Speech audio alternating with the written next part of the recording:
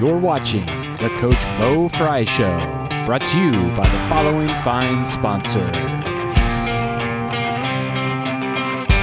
Ace Cuts, Albert Sporting Goods, All Glaze Equipment Rental, Buffalo Wild Wing, Capability, Salina Cycle Center, Eagle Loan Company of Salina, Eagle 767, FCA, Fowler's TV, Freedom Marketing Strategies, Grand Lake Roofing, Buenaries Pub and Pizzeria, JT's Brew and Grill, Larry Schaff Auto Sales, MHS Alumni Foundation, Miller Funeral Homes, Minster Bank, Neck and Back Pain Relief Center, Plus One Professionals Real Estate, Writer Rooters, Roots Pub, St. Mary's Foundry, Sean Barnett Electrical, Spees Chiropractic and Wellness Center, Spring Street Storage, TSC, and Varsity Lanes.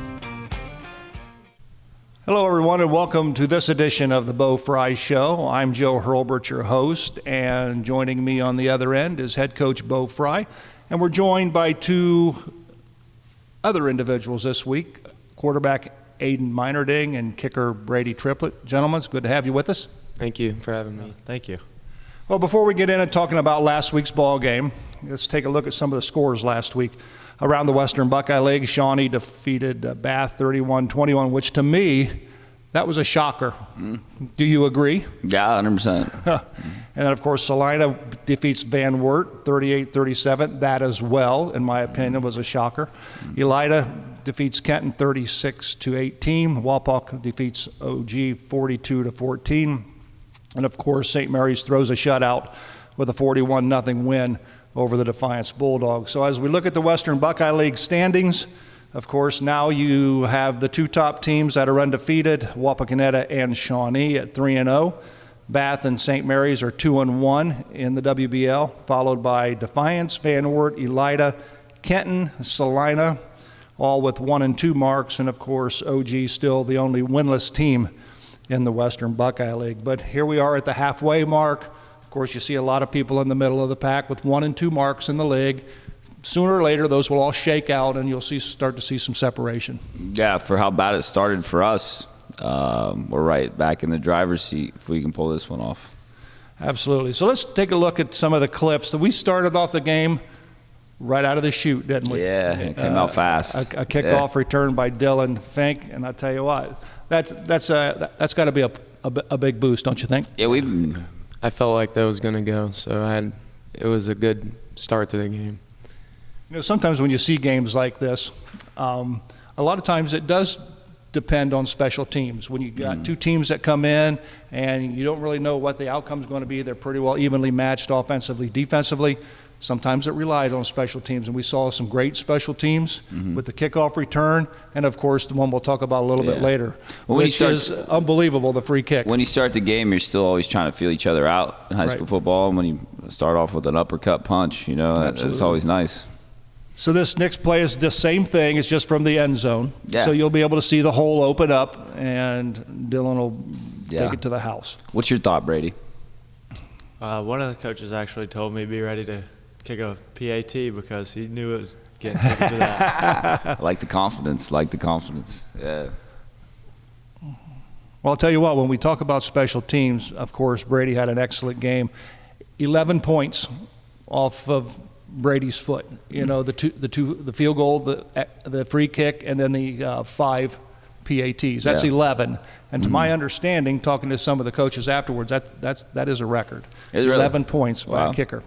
Well, congratulations. Thank you. Yeah. I know he had, 7, 8 touchbacks, too? 8 touchbacks, and that's the most ever in that's the most as well. Here's a clip of the defense. Yeah, defense started to play well, isn't it? Just starting to swarm to get to the ball. ball, To the football. Feeling more comfortable. A lot of great kids that work their tails off. Yeah. We have trouble blocking them in practice, don't we, Myron? Yeah, we do. When you talk about the defense, they gave up a total of 222 yards, held Defiance to 11 first downs.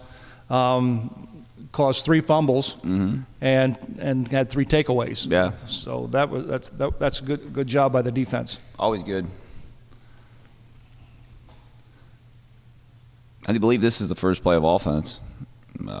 Nice sweep. You saw Savion Murphy getting out front, and my man Rammel started to get it done. Absolutely. Anything to share? It was good first play to set the tone. Like I said, leading with an uppercut. That's always fun. And Luke had 5 carries for 49 yards. That was probably his longest there. Now the Riders are in the red zone. They're at the 5-yard line. Is this one of these check with me type situations? This wasn't a check. I just got hit by the guard and I didn't see the ball very well. So. Those are my guys' fault. That was my fault. Yeah, those are my dudes. I coach the guard and centers, man. They're cutting their splits down, trying to cheat. They're running into my guy. Yeah. So we're getting that figured out, though. Yeah. I think, neither one of the fumbles are better. But the worst of the two is the center quarterback exchange. Yeah. You never want that to happen. Never want it to happen. Never want that to happen. Yeah. Well, Posty played tackle last year, so it's a new process for him. Oh, absolutely. Yeah. Absolutely. So here's the PAT by Brady. Field goal. This field goal? Yep, field goal. All right, we'll do it. Left hash. I think that's your second field goal of the year. Yeah. Yep, 2 and 2. Want to share anything about that? Just kick like normal and let it fly. In all honesty, when you kick a field goal, there's a lot of things that have to go right. Yeah. You got to get the snap back to the holder. The holder has to put it on the ground. He's got to make sure the laces are turned in the proper direction, and of course the timing of kicking the football. Yep. So when you kick a field goal or an extra point, what is your focus? What do you have a point on the uprights where you're saying, well, if I hook it, it's coming back. If I don't, what do you look for? I just head down, kick through, and it'll go straight. That's how you do. The ankle, and it'll go straight. Can't think too much, Joe. Is that it? Yeah, start thinking too much, man. Oh yeah, things go Brady's south. pretty gifted though with his leg talent. Yeah. So I mean, that's I'm sure there's a deeper process the higher you get into this thing. Yeah. His leg talent's pretty good. Yeah, absolutely. And keep in mind too, Brady's also an excellent soccer player as well. Mm-hmm.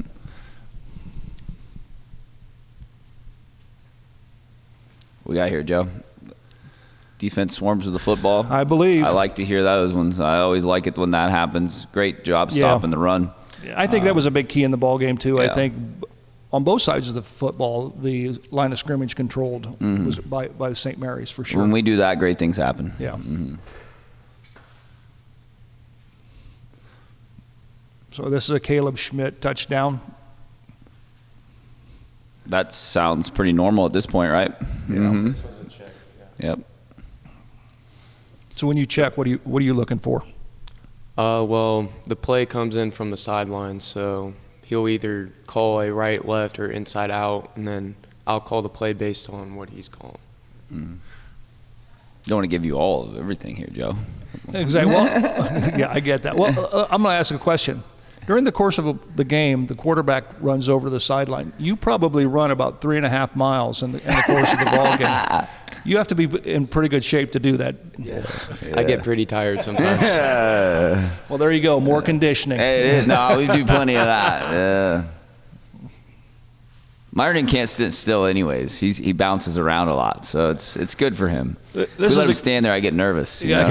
This is a good play by Taylor Compton. He just finds the football and just great angle and throws him for a loss. That's becoming a common story as well this season. Yeah. Yeah. Taylor Compton can make tackles, so it's a very present from our football games.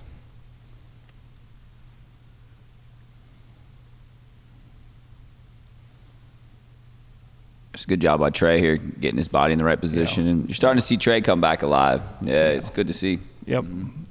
And he did a good job on the punt returns. Yeah. You know, and Fielding it. Exactly. Yep. You got to field them. Mm-hmm. There's a punt by Brady.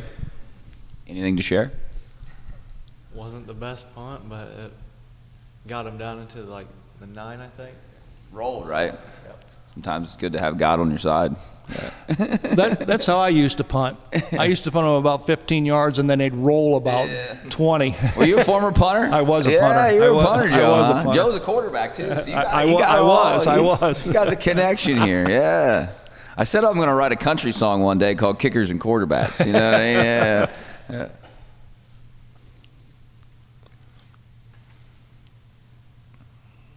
Yeah, good job of the defense going sideways. Yeah. A couple weeks ago, you saw those going to the house. You know, right now you're seeing them start to get smothered. Yeah. My man Johnny Youngs, he's a good young one. Absolutely. Yeah. Yep.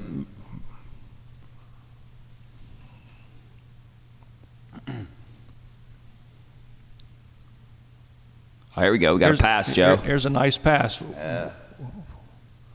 Right on the money. Low. Threw it a little low. I saw a guy coming off the edge. I knew I had to get it out quick. But hey, you got it off. You caught it. That's all that matters. That's all that matters, isn't it?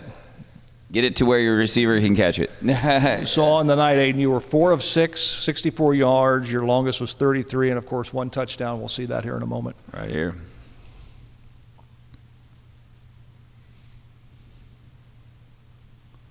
That one was on the money. Yeah. I saw Trey going like this, so I knew he was open.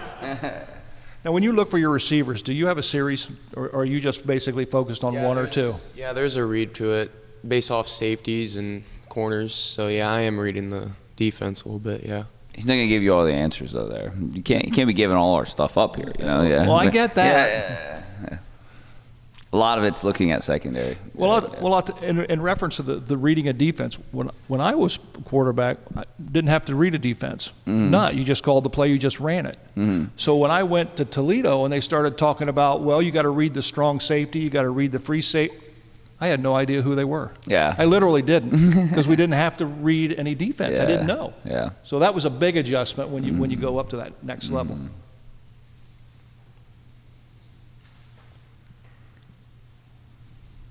Here's Screen another pass, good play yeah. by the defense. It was a penalty as well. I think this kind of led to the free kick here, but the defense getting off the field. Yeah.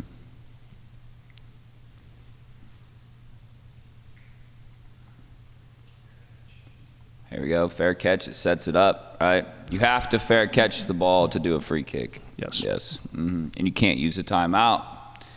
You cannot use a timeout. Yes. Yes. So that was a good play by Trey to catch it in the air and not let it bounce. But then after that, here is the free kick. And I'll tell you what, we have shown, Rider Nation Station have shown these two clips, the punt, fair catch, and the free kick, 90,000 views. 90,000? 90,000 wow. views. You're famous, Brady. And because it's so rare. Yeah, it is.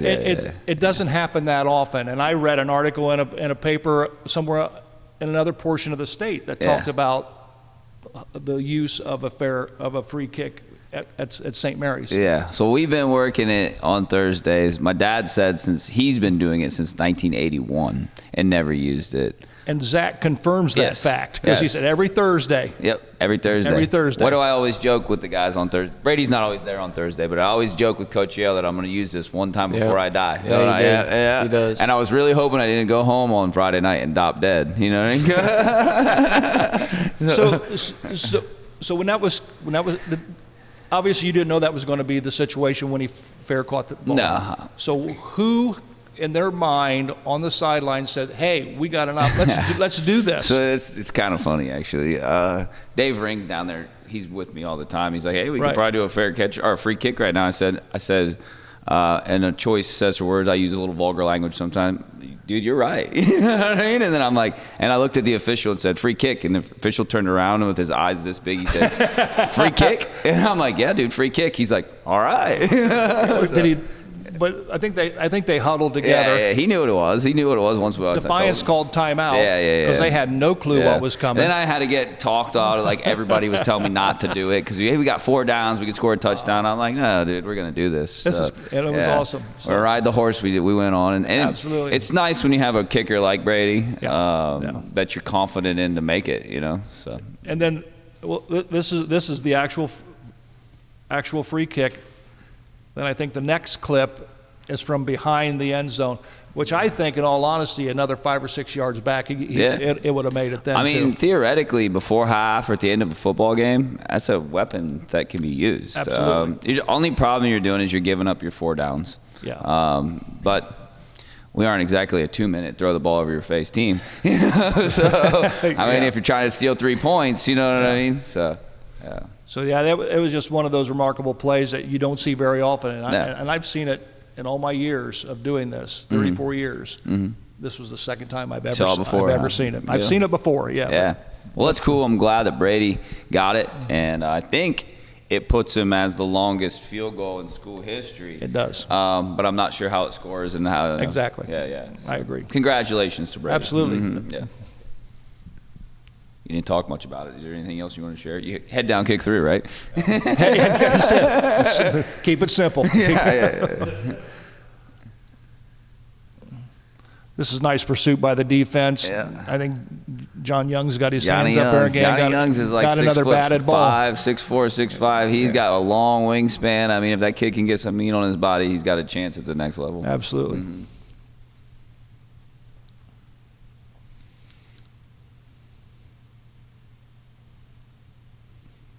We got here, a little boot by Meyerding, getting on the run, baby. Meyerding getting him some running yards here. Well, this is a good play, because instead of throwing an interception, you just tuck it and run. Yep, first option's always run. That's what I'm taught. You were taught the same, probably, weren't you, Joey?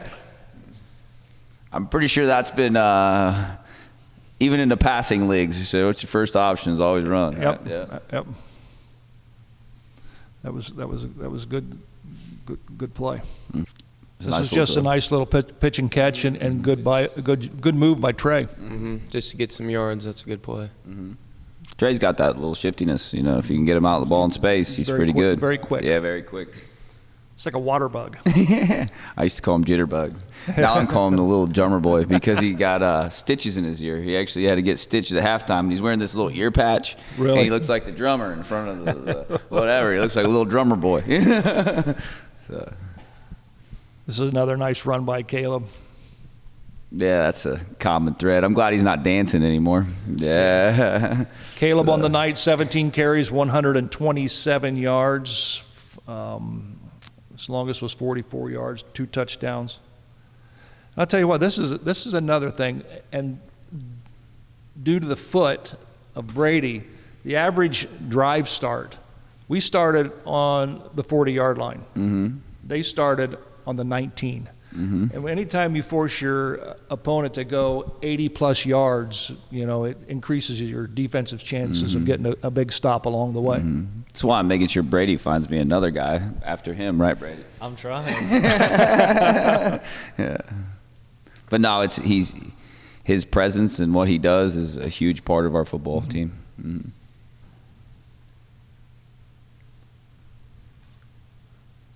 Oh, there's Elling. Yeah. Got some wheels. You're gonna see a lot of him in the future. He's a poor man's Caleb Schmidt right now. When he gets in the weight room a little longer, he reminds me a lot of Schmitty. So that was the final score of the ball game. Of course, 41-0. I think you'd have to be pleased the way both offense and defense and your team played as a whole. Everything was clicking. It seemed like on all 4 cylinders. There was never no in the course of the ball game, in my opinion, that there was any struggle that we 3 and out.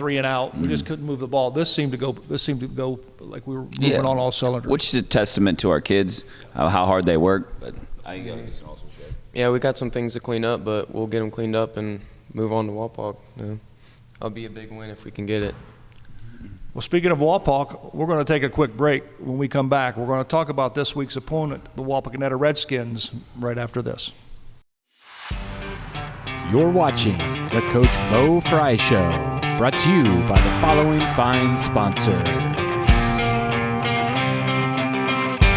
Ace Cuts, Albert Sporting Goods, All Glaze Equipment Rental, Buffalo Wild Wing, Capability, Salina Cycle Center, Eagle Loan Company of Salina, Eagle 767, FCA, Fowler's TV, Freedom Marketing Strategies, Grand Lake Roofing, Buenaries Pub and Pizzeria, JT's Brew and Grill, Larry Schaff Auto Sales, MHS Alumni Foundation, Miller Funeral Homes, Minster Bank, Neck and Back Pain Relief Center, Plus One Professionals Real Estate, Ryder Rooters, Roots Pub, St. Mary's Foundry, Sean Barnett Electrical, Spees Chiropractic and Wellness Center, Spring Street Storage, TSC, and Varsity Lanes. Alrighty, we welcome you back to the Bo Frye Show. Joe Hurlbert alongside head coach Bo Frye and Brady Triplett and Aid Meinerding. And we're going to talk a little bit about the Wapakoneta Redskin game this Friday night. Of course, Rider Nation Station will be there. We'll be on the air about a quarter till 7 prior to kickoff. But let's take a look at some of the games around the Western Buckeye this week. Bath, after getting smacked last week, will be on the road. They'll be at Kenton. Salina's at Shawnee. Van Wert will be on the road at Defiance. OG at Elida. And, of course, St. Mary's will go on the road to Wapakoneta. Gentlemen, I'll ask you first and foremost your thoughts in preparation this week for the Wapakoneta Redskins.